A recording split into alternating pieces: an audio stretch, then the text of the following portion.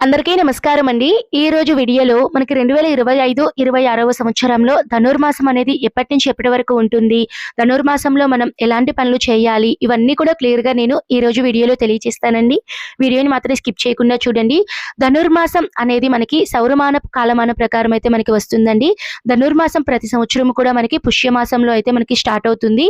పుష్యమాసంలో మనకి ఎప్పుడైతే సూర్యుడు ధనస్సు రాశిలోకి సంక్రమణం జరిగినప్పుడు దీనిని ధను సంక్రమణం అనే పేరుతో కానివ్వండి లేదా ధనుర్మాసం అనే పేరుతో పిలుస్తామండి. ఈ ధనస్సులోకి సూర్యుడు సంక్రమణం జరిగినప్పుడు అది మనకి మందస్థితి అండి. అంటే ధనస్సు అనేది మనకి ఆ గమనం అనేది మందంగా ఉంటుంది.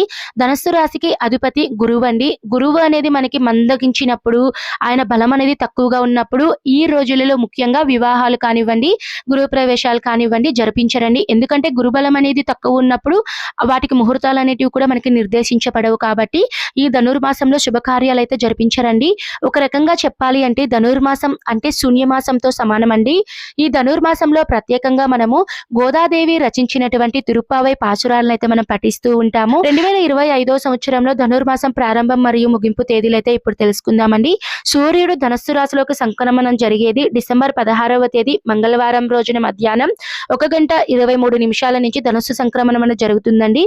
ఎప్పటి వరకు ఉంటుంది అంటే మనకి ఉత్తరాయణ పుణ్యకాలం పుష్యమాసంలో మనకి జనవరి 14వ తేదీ బుధవారం రోజున రాత్రి 9:11 వరకు మనకి ధనస్సు సంక్రమణం అనేది ఉంటుందండి. తర్వాత మనకి సూర్యుడు మకర సంక్రమణం అంటే మకర రాశిలోకి అయితే మనకి వెళ్ళడం అయితే జరుగుతుందండి. ఈ రోజుతో భోగి పండుగ రోజుతో మనకి ధనుర్మాసం అనేది పూర్తవుతుంది. మన పురాణాల ప్రకారం ధనుర్మాసంలో ప్రత్యేకంగా గోదాదేవి శ్రీరంగనాథ స్వామిని వివాహం చేసుకుంటారు అని దాని గురించి పురాణాల స్టోరీ అయితే ఉన్నాయండి. చాలా శక్తివంతమైన రోజులండి. ఎవరైనా సరే వివాహం కాని వాళ్ళు ఈ ధనుర్మాసంలో కాత్యాయని దేవి వ్రతం పఠించినటువంటి గోదాదేవి రచించినటువంటి తిరుప్పావై పాసురాలను పఠిస్తే చాలా మంచిదండి. ధనుర్మాసంలో మనము నెలగంట అంటే గీతల ముగ్గులు అనేటివి పెడుతూ ఉంటాము. అసలు నెలగంట అంటే ఏమిటి అంటే ముఖ్యంగా సింహాచలంలో అప్పన్న స్వామి ఉంటారు కదండి, ఆ స్వామివారి టెంపుల్లో ఉదయాన్నే గంట అనేది మోగిస్తారండి. ఈ నెలగంట అనేది ప్రారంభమైనప్పుడు అంటే ముఖ్యంగా ధనుర్మాసం అనేది ప్రారంభమైనప్పుడు తిరుమలలో శ్రీవారి సన్నిధిలో ఉదయాన్నే ఎప్పుడు కూడా సుప్రభాత సేవ అనేది ఉంటుందండి. ధనుర్మాసం ప్రారంభమైన రోజు నుంచి నెల రోజులు కూడా సుప్రభాత సేవకి బదులుగా తిరుప్పావై పాసురాలను అయితే పఠిస్తూ ఉంటారండి. అలానే సహస్ర అష్టదళ పద్మంలో అయితే మనకి పద్మంతో అయితే పూజలు అనేటివి చేస్తూ ఉంటారండి. కానీ ఈ ధనుర్మాసంలో ఈ నెల రోజులు కూడా బిల్వ పత్రాలతో పూజ అనేది జరిపించడం చాలా విశేషం అండి. చాలా శక్తివంతమైన రోజులండి ఈ ధనుర్మాసం అనేది. ధనుర్మాసంలో పూజలు అనేటివి ఎప్పుడు కూడా మనము ఉదయం సూర్యోదయం మునిపే పూజ అనేది చేసేసుకోవాలండి. అంటే బ్రహ్మముహూర్తంలోనే పూజ చేసుకోవాలి.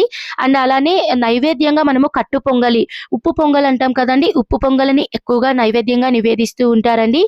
ఈ ధనుర్మాసంలో ముఖ్యంగా గొబ్బెమ్మలు అనేటివి ఇంటి ముందు అయితే పెడుతూ ఉంటారండి. శుభకార్యాలు అనేటివి అస్సలు జరిపించకూడదు. సూర్యుడు ఈ రాశిలో ఉన్నప్పుడు ముఖ్యంగా శుభకార్యాలు అనేటివి జరిపించరండి. ఇదండి మనకి ఈ ధనుర్మాసం ఎప్పుడు ప్రారంభమైంది, ముగింపు ఇవన్నీ తెలియచేశాను కదా అండి. మరొక వీడియోలో ధనుర్మాసం పూజా విధానం ఇవన్నీ కూడా వీడియో అనేది తెలియచేస్తానండి. తప్పకుండా మీకు కనుక ఇంట్రెస్ట్ ఉంటే ఆ వీడియో లింక్ అన్ని కూడా డిస్క్రిప్షన్లో ఇస్తాను, చూడండి. నేను మరో మంచి వీడియోతో మీ ముందైతే ఉంటాను. సర్వే జనః సుఖినో భవంతు. స్వస్తి.